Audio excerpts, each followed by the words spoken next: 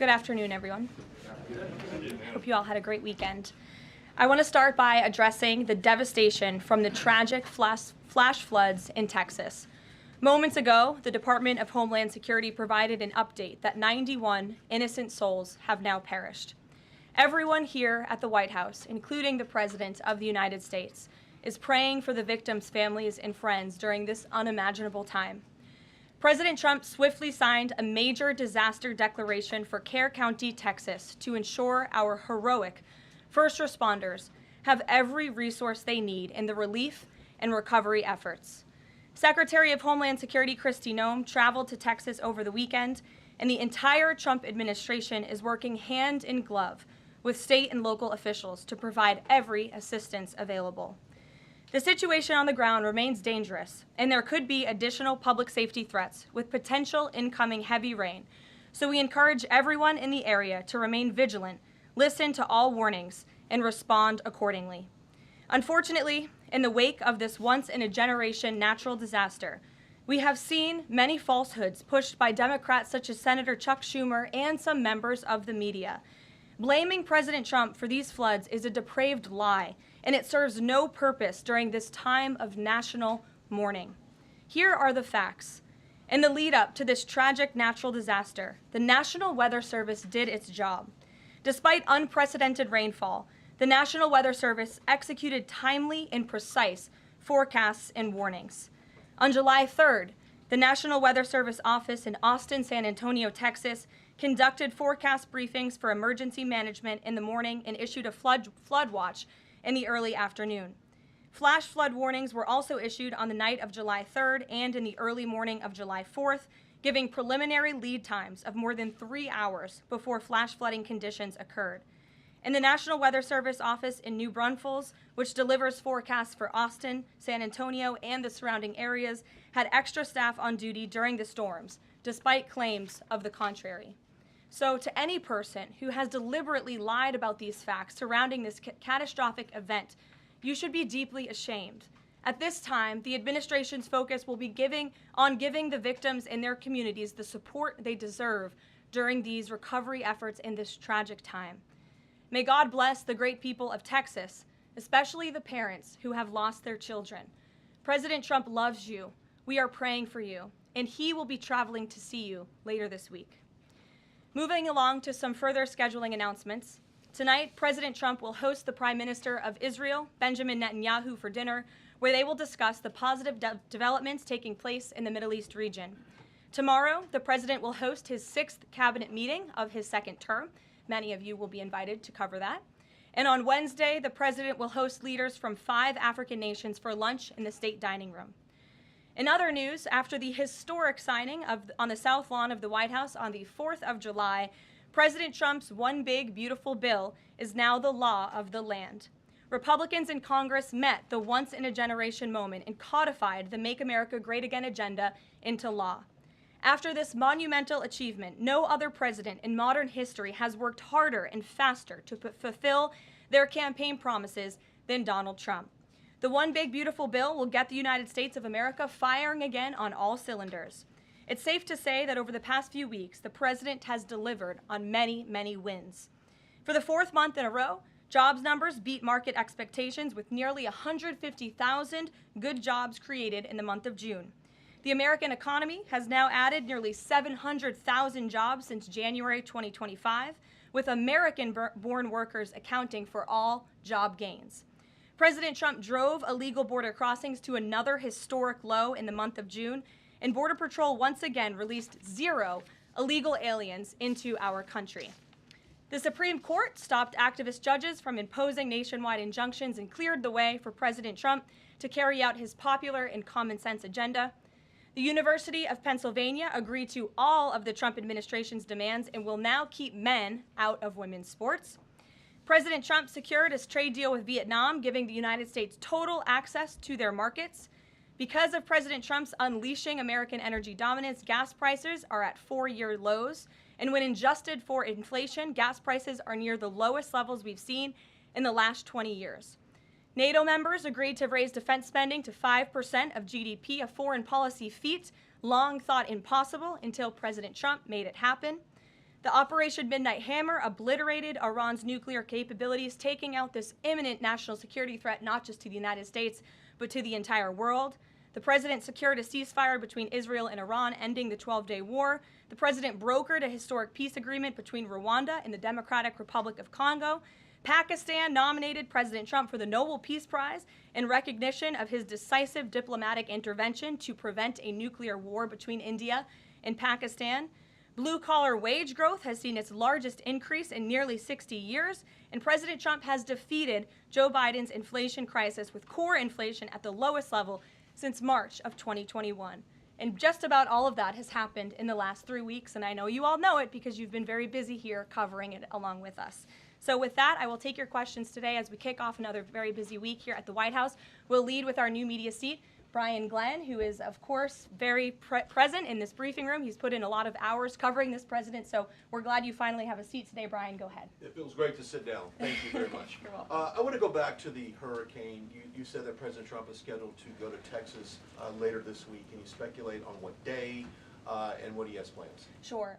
The White House is currently arranging those travel plans. We hope that it will be later this week, likely on Friday, but of course we want to do it at the most appropriate time on the ground for state and local officials. We don't want to interrupt the recovery efforts, but we're planning tentatively for a Friday trip, and when that becomes final, we'll let all of you know, as we always do. And you gave a little bit of reaction earlier, but the National Weather Service, the union, actually publicly stated they had an adequate staff on hand to forecast and predict the storm. You shared your thoughts earlier on how the way the left has really weaponized this to blame the deaths in Texas on Trump. Want to comment on that again? Yeah, I just do think those comments are depraved and despicable, especially when so many Americans are mourning the loss of their children. The National Weather Service, as I said, did its job. Many experts, many meteorologists have said that. Many of you in the media, in all fairness, have said that as well. Unfortunately, not all. And many Democrat elected officials are trying to turn this into a political game, and it is not. This is a national tragedy, and the administration is treating it as such. We know the National Weather Service provided early and consistent warnings. They gave out timely flash flood alerts. There were record-breaking lead times in the lead up to this catastrophe. There is ongoing flood monitoring, and these offices were well staffed. In fact, one of the offices was actually overstaffed. They had more people than they need. So any claim to the contrary is completely false, and it's just sad that people are pushing these lies. Can I just get one more? Sure. Kind of a little bit of breaking news. The Department of Homeland Security is moving to end the TPS status on Honduran and Nicaraguan migrants. Yes. Any plans to adding additional countries that you could be targeting? Just a reaction. Sure. Well, I won't get ahead of the Department of Homeland Security on additional countries, but as you pointed out, they did end temporary protective status for Nicaraguans and Hondurans in this country because TPS, temporary protective status, is temporary by definition. It is not meant to be a permanent path to residency or citizenship here in the United States of America. It was originally granted to Nicaraguans following a natural disaster in 1999. That doesn't sound very temporary to me. And as well as Hondurans in 1999 after the impact of Hurricane Mitch in 1998. And so this administration is doing what it promised to do. And if individuals from these countries want to come here, they have a legal pathway to do it, but temporary protective status was never meant to be permanent. The previous administration abused this status and this parole program, essentially treating it as such, and we're not going to tolerate that any further. Thank you, Brian. Megan. Secretary Bessent said yesterday that countries will boomerang back to the April 2nd tariff levels starting August 1st. Why did the president decide to have those tariffs not take effect Wednesday as originally scheduled? And then I was also wondering if you could share, obviously we saw the letters the president sent out on Japan and South Korea, but if any other major U.S. trading partners are getting letters today. Sure, yes, I can confirm. In fact, I have those letters. If you could get me the folder with the letters in them, Liz, they're right in the previous office. I have the signed letters that went out to both South Korea and Japan today. And there will be approximately 12 other countries that will receive notifications and letters directly from the President of the United States. And weeks ago, I stood at this podium and I told all of you that the President was going to create tailor-made trade plans for each and every country on this planet. And that's what this administration continues to be focused on. The president will also sign an executive order today delaying the July 9th deadline to August 1st. So the reciprocal tariff rate or these new rates that will be provided in this correspondence to these foreign leaders will be going out the door within the next month, or deals will be made. And those countries continue to negotiate with the United States. We've seen a lot of positive developments in the right direction, but the administration, the president, and his trade team want to cut the best deals for the American people and the American worker. That's what they're focused on. And in the effort of transparency, these letters will continue to be posted to Truth Social, so you can enjoy them yourself. Go ahead. Thanks, Caroline. Just about the visit of Prime Minister Netanyahu today, I was just wondering why that is not open to the press. Previous visits by him, we've had Oval Office press conferences. Does that reflect somehow the kind of sensitivity of this particular visit? No, they're having a private dinner. There's many important matters that are obviously ongoing in the region, as you know. The utmost priority for the president right now in the Middle East is to end the war in Gaza and to return all of the hostages. Also, as you know, there was a ceasefire proposal that Israel supports that was sent to Hamas, and we hope that they will agree to this proposal. We want to see all of the hostages released. That's on the top of the president's mind, so that will be discussed, as well as the many other positive developments we've seen in the Middle East. I want to go back to the trade deals. As you see, we have these beautiful letters that the president has signed. This one is to the President of the Republic of Korea, original signature on that, and these will be mailed. And then here we also have another letter to the Prime Minister of Japan as well. Both countries will be receiving a 25% tariff rate effective on August 1st. Go ahead. Thank you so much.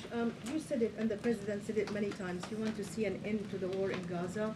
Will he give guarantees during this 60-day period of ceasefire that actually the war will end? Because this is a sticking point with Prime Minister Netanyahu, and I'm wondering if they see eye to eye on this point. And how do you see the next day? What the next day in Gaza will look like? Look, right now the president is focused on today and to get the Hamas to agree to this ceasefire. I don't want to comment on the details of the arrangement out of respect for these negotiations, but a agreeable and appropriate ceasefire proposal has been sent to Hamas. And I can also tell you Special Envoy Witkoff intends to travel to Doha later this week, where he will continue to engage in these discussions. And the Qataris and the Egyptians have been incredibly helpful partners in mediating these negotiations and discussions to bring peace to this region and end this conflict once and for all. Kristen.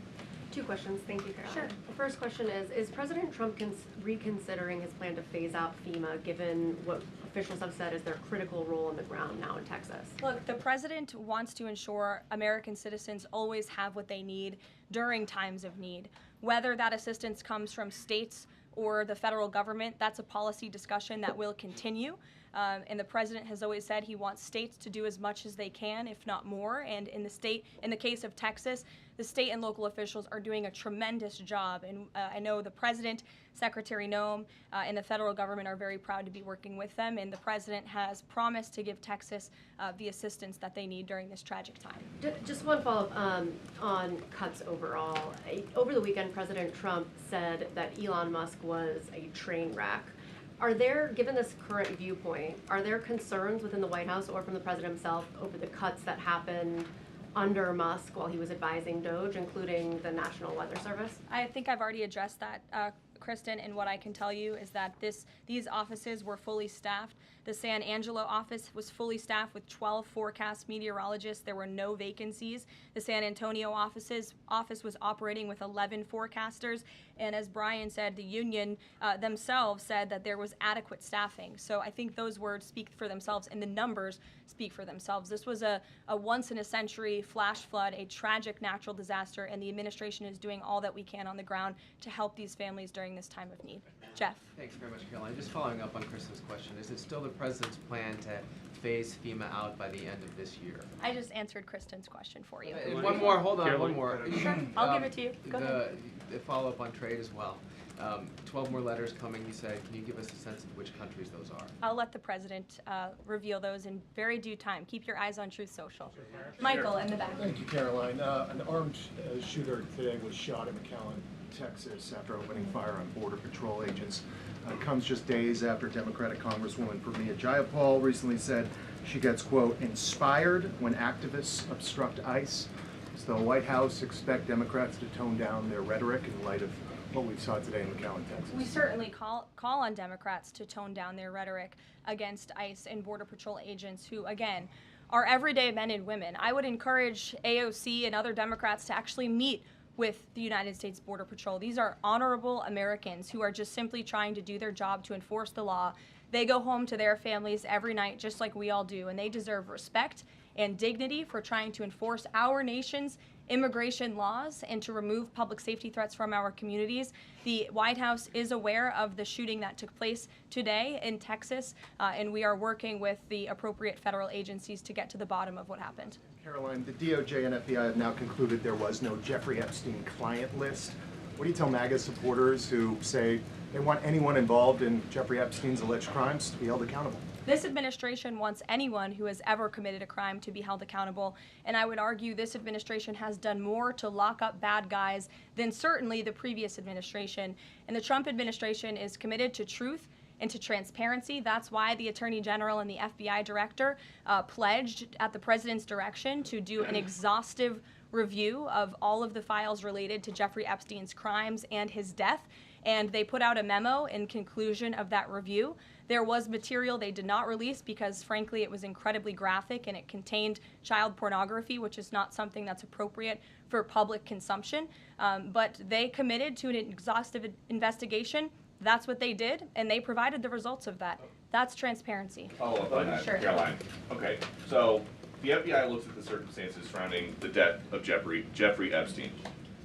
According to the report, this systematic review revealed no incriminating client list. So what happened to the Epstein client list that the Attorney General said she had on her desk? Well, I think if you go back and look at what the Attorney General said in that interview, which was on your network on Fox I've News. got the quote. Go ahead. John Roberts said, DOJ may be releasing the list of Jeffrey Epstein's clients. Will that really happen?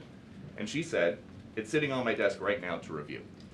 Yes, she was What? saying the entirety of all of the paperwork, all of the paper in relation to Jeffrey Epstein's crimes. That's what the Attorney General was referring to, and I'll let her speak for that. But again, when it comes to the FBI and the Department of Justice, they are more than committed to ensuring that bad people are put behind bars. They have an operation going on right now called Summer Heat, which has our murder rate trending in the lowest direction in United States history. Their emphasis on violent crime and locking up violent criminals has led to the arrest of 14,000 violent criminals. That's a 62% increase from the same time period last year. So this Attorney General and the FBI Director are committed to putting bad people behind bars where they belong. They promised an exhaustive review. That's what they did. For any further details, I would refer you to the Department of Justice. Kate.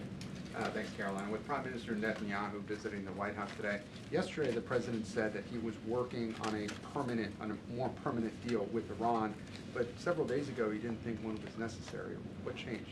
Well, when you asked me about this, or when you all asked me about this several weeks ago, I said the president thought maybe an Iran deal was not necessary, but of course the president is always interested in peace and diplomacy. That remains true, and the administration continues to be in contact, both directly and indirectly, with the Iranians on a deal. And then on tariffs, you're now delaying the deadline from July 9th to August 1st. Is that an acknowledgement that perhaps the administration found it more difficult to negotiate these trade deals, or whatever happened to 90 deals in 90 days? No, it's an acknowledgement that this administration is doing what's best for the American worker, and we want the best deals possible for our workers, for our manufacturing base, for our middle class, and they are doing this deliberately and appropriately on behalf of our country's interests. Josh. Thank you. A couple more on the tariffs. You said about 12 more letters. There were about 55 or so countries, including the EU as a bloc, that were facing this tariff increase. All of those, to understand you correctly, are now deferred to August 1st, right? Correct. And on the 12, what happens with the remaining, whatever it would be, 40-something? So just 12 today. There will be additional letters in the coming days. So all of them are going to get a letter at some point? Correct. Okay, and can you tell me why he decided to start with South Korea and Japan? Are they annoying him? It's the president's prerogative, and those are the countries he chose. And on the sectoral tariffs, it's our understanding that these continue to be a separate track. We're still waiting on a bunch of those. That's Can you right. give us any timing update on when he's going to move on, for instance, semiconductor tariffs and other things that are still in the hopper? I don't have a timing update, but for where they are in the process, I would defer you to the Department of Commerce. Should we affect deals finally as well? He announced this Vietnam deal. Are you close on any other countries? The president and the administration, yes, we are close. But again, the president wants to ensure these are the best deals possible. And I would add just one more thing on trade and tariffs to wrap it up.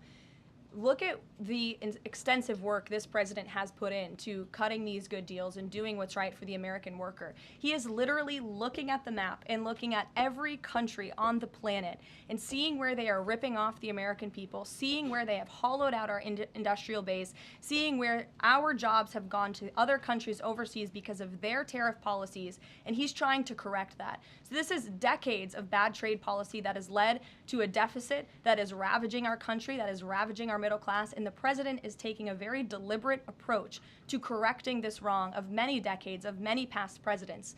And so I think he should be commended for the time and the effort that he is putting into this. And the fact that he has announced a framework with China, a trade deal with the United Kingdom, a trade deal with Vietnam, and many others to come in just a matter of 6 months is truly historic, and it's a testament to this president and his trade team who are working around the clock to get this done. Sure, go ahead. Thank you so much, Caroline. Two questions on Iran. What's the permanent deal with Iran looks like for the president, and what issues related to Iran should it cover? And secondly, has the president seen the interview with Iranian president, which he says that the United States president, Mr. Trump, is capable enough to guide the regions toward the peace and a brighter future, and put Israel in its place, or it gets more into conflict?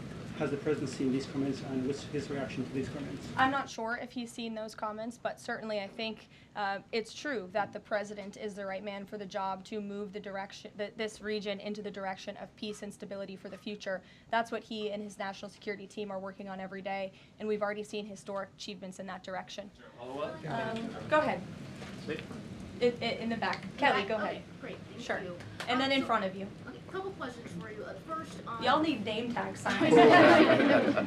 First question on the flooding in Texas. Sure. I know there has been some concern about the timing of the alerts, knowing that they did go out, but the warnings coming out in the wee hours, so while many people were likely sleeping. Can you share just details what you know about why those warnings were sent while people were likely sleeping, and then what the administration is doing to ensure that these alerts come out sooner? Well, the alerts imminently were sent out before the flood when people were sleeping because the flood hit in the very early hours of the morning. So people were sleeping in the middle of the night when this flood came. That was an act of God. It's not the administration's fault that the flood hit when it did. But there were early and consistent warnings. And again, the National Weather Service did its job. On July 2nd, there were initial notices of potential weather and flooding risks were issued. On July 3rd, escalating warnings throughout the day with a flood watch issued at 1:18 p.m. And then later at 6:10 p.m. on July 3rd, the Weather Prediction Center warned of excessive rainfall and a high likelihood of flash flooding. At 6:22 p.m. July 3rd, National Weather Center issued a hydraulic warning highlighting considerable flooding risks, including in Caryville County. And then there were the timely flash flood alerts at 11:41 p.m., 1:14 a.m., and then another flash flood emergency warning issued at 4:03 a.m. just before the flood hit. So those were all of the warnings that went out to the affected area and region. Go ahead. One question on education funding Go for ahead. states Thank you and very much. I local appreciate it, districts. Caroline. Two questions for you related to the Prime Minister's visit today. Number one, there's a report circulating that the Gaza Humanitarian Foundation provided a proposal to the White House to build these so-called humanitarian transit areas inside and outside of Gaza. The GHF is insisting it has nothing to do with that proposal. Can you shed any light on whether the White House has received such a proposal, and if so, from whom? I'm unaware if a proposal from the Gaza Humanitarian Foundation was sent to the White House. I haven't seen it, but I can ask our National Security Council. And also a document circulating that the White House is prepared to lift the Foreign Terrorist Organization designation from HTS, the group of President al-Shara in Syria. Can you confirm that that's taking place? Again, I haven't heard that, or I'm not aware of that action taking place. As you know, we did lift particular sanctions on Syria, but we did leave them on for particular terrorist groups. If that has changed, we will, of course, let you know if there's a change in policy, but I'm unaware of one at this time. Sure, go ahead. Me? Hi, Caroline. Thank you. Ahead of You can go too, since you're so eager. ahead of the president's meeting with Prime Minister Netanyahu today, is there a scenario where Israel has made it clear that they will not bring an end to this war until Hamas is decimated? And the president just 5 months ago suggested a potential takeover of Gaza. Is there a situation where tonight the two men will change their posture, and in the scenario that Hamas turns over the remaining hostages, that the war could come to a permanent end, and that they will seek that under that scenario that they would essentially try to bring this war to a permanent end beyond just that 60-day ceasefire? Again, you're putting a hypothetical situation in the air, so I don't want to comment on that out of respect for these ongoing negotiations and discussions that are taking place. But as for the takeover of Gaza, I don't believe the president ever said that. I think he discussed a rebuilding of Gaza once this war is over. This has become an uninhabitable place for human beings, and the president has a big heart. He wants this to be a prosperous, safe part of the region where people and families can thrive, and there will be a need for a real rebuilding effort when the time comes. But right now we need to end this war, and we need to bring all of the hostages home. The president is adamant about that. The war tonight? Look, again, I will let the president speak for himself later if he decides to comment on the details of the agreement, but out of respect for the discussions, I won't do that from the podium. Go ahead. So Congressman Lawler and Gottheimer have introduced a bill in Congress, the Bunkerbuster Act, that would allow the United States to sell B-2 bombers and Bunkerbuster bombs to Israel. Is that something the president would support? Well, I don't know if the president's aware of the Bunkerbuster Act, but I will ask him and see what his opinion on that is. I'm not sure. Right, thank you. Caroline. Thank you, Caroline. Building off of the question earlier about the shooter in Texas who targeted ICE, Axios reported today, I believe, that Democrat lawmakers were saying their constituents are calling on them to be more violent when they go to ICE facilities, including, I believe, they want them to shed blood, and that they said that Democrat lawmakers should be willing to get shot themselves. Can you respond to that, and do you have concerns that any of these lawmakers might act on the wishes of their constituents? It's hard to believe anyone with morals in this country or decency would say such a thing. Obviously, the White House condemns that rhetoric, and we condemn violence of any kind. This administration is simply trying to enforce our laws, and we must be a nation of law and order. You cannot simply waltz across our border and live here illegally and expect to stay. We are going to enforce our nation's laws, and the men and women who are doing that are doing so in a respectful way. They are doing so within the confines of the law, and they are just trying to do their jobs. And we condemn any violence or any calls for violence of any kind against any American. Go ahead. Thank you, Caroline. I wanted to ask you if... I was not calling on you, but you can go ahead. It's fine. There's a lot of people in here today. President Trump Sure. already saw the letter that the Colombian president, Gustavo Petro, sent him apologizing for his comments a few weeks ago, suggesting that there was an involvement from the U.S. government in an alleged coup d'etat in Colombia. And Secretary Rubio recalled the U.S. Chargé d'Affaires in Colombia. Did President Trump saw that letter, and what do you think about the comments from President Petro suggesting that the U.S. has some kind of involvement in a coup? I'm not sure if the president has seen that letter, but I can check with him in the National Security Council. We will get you a response if you follow up with my team. We will find out for you. Caroline. Sure, go ahead. Thank you, Caroline. Iris, go ahead. Thank you, Caroline. Thank you, Caroline. On two topics. First, I on love how tariffs. excited everyone is on Monday. Yes, Raquel, you can go after. On two topics. First, tariffs. The president announced last night that any countries aligning themselves with the anti-American policies of BRICS will be charged with an additional 10% tariff. Can you tell us more details on that? What specific policies is the president talking about here? What policies should countries stay away from to avoid being subject to additional tariffs? Sure. Well, the president feels, generally speaking, that BRICS is seeking to undermine the interests of the United States. It's the president's utmost responsibility to put the interests of the United States first. That's how he views his job as president. So he's going to ensure that America is fairly treated on the world stage, and he'll take any action necessary to prevent countries from taking advantage of the United States and our people. Raquel, go ahead. On illegal immigrants, Reuters' Tom Homan told us this morning that ICE will have to arrest 7,000 illegal immigrants every day for the remainder of this administration to just catch the ones that were let in during the last administration. I'm wondering what the new resources and manpower, of course, given by the Big Beautiful Bill, which of course opens the door for ICE to hire additional 10,000 agents and officers. What's the administration's expectations now for daily arrest numbers going forward in the upcoming months? Sure. I'll let the Secretary of Homeland Security and her department speak on what they're looking for in terms of daily numbers. What I can tell you is I receive the daily reports each morning, and ICE is out there doing the jobs that they swore an oath to do, and they are removing public safety threats from our communities every day, and our country is becoming a safer place because of their efforts. And the One Big Beautiful Bill that is now law will give significant resources to ICE and Border Patrol to continue the tremendous work that they are already doing. And I think every American who wants to live in a safe neighborhood should be grateful for their efforts. Thank you, Karoline, so much. Raquel, and then I can go to Karoline, you. so much. And then you, Dr. Harper. Thank you, Caroline. It's a follow-up on the BRICS question. So does President Trump believe that the BRICS are getting stronger or trying to isolate the United States? And how close is he monitoring this summit that is taking place in Brazil right now? He's closely monitoring it, which is why he put out a statement himself. He does not perceive these countries as growing stronger. He just perceives them as trying to undermine the United States' interests, and that's not okay with him, no matter how strong or weak a country may be. Go ahead. Yes, go ahead. Yes. As promised, yes, go ahead. Thank you. Does Trump have a vision for post-war Gaza? You mentioned, he's talking about now the ceasefire, but does he support permanent or temporary Israeli presence in the Gaza Strip? Does he continue to see a continued role for the Gaza Humanitarian Foundation to continue to operate in the Gaza Strip? Well, as you know, because we've talked about it before, the president has directed aid to be moved into the region, and that has been taking place. You've actually seen people in the Gaza Strip yelling out, "Thank you, Trump," for the aid and for the meals that they have received, because the previous administration never did that for some reason. But this president, again, wants to see peace and stability in the region. So as I outlined previously, he views this part of the region as having a real chance at being peaceful and prosperous. But again, we need to end this war. We need to get all the hostages home, and Hamas needs to accept this proposal in order to do that. Dr. Harper, go ahead. I'm Dr. Anthony Harper with the Intermountain Christian University. Thank you for taking my questions.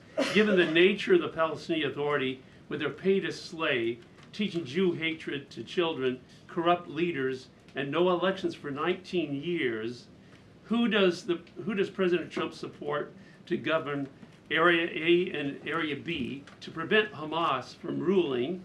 And what is President Trump's position on Israeli sovereignty? Sure. Well, the president believes Israel, of course, has a right to defend itself. As for the first part of your question, you're getting ahead, Dr. Harper. As I told you, the president wants Hamas to accept this proposal right now. He wants to see peace in this region, and he's committed to doing that. Sean.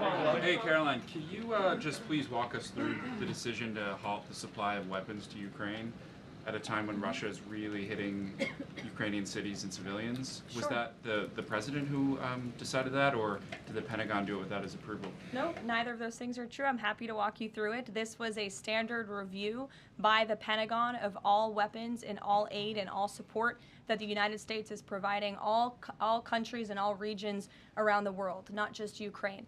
When the Secretary of Defense took office, he directed the Pentagon to conduct this review to ensure that everything that's going out the door aligns with America's interests. So it's a pause to review to ensure that everything the Pentagon is pushing out there is in the best interest of our military and our men and women in uniform. Fran. Two questions on Israel. You suggested that Hamas is the impediment currently to a ceasefire. So if not a ceasefire deal, then what does the president hope to achieve with tonight's dinner with the prime minister? Again, you guys are getting around to a lot of hypotheticals. I don't want to get ahead of the president, but there are many other issues to discuss with Prime Minister Netanyahu tonight related to the region and just the entire world. So this will be a dinner to talk about Operation Midnight Hammer, which was incredibly successful, to talk about peace in Gaza and ending that conflict, as well as many other topics of discussion in relation to Israel and the United States. Sure, go ahead. Thank you, Caroline. Given the fact, this is on the trade letters, given the fact that the president put into effect the tariffs on April 2nd and then put the pause into place, is the president at all concerned that these countries that are receiving the letters won't take them seriously because the deadline seems to have shifted already and may shift again? They will take the letters seriously because they have taken the president seriously. And that's why the president's phone, I can tell you, rings off the hook from world leaders all the time who are begging him to come to a deal. And this administration is working hard to ensure those deals are in the best interest of the American people. And this delay, again, is in the best interest of the American people. And you all will continue to see these letters released on the president's Truth Social, and we will see you all later. Thank you, guys. Thank you.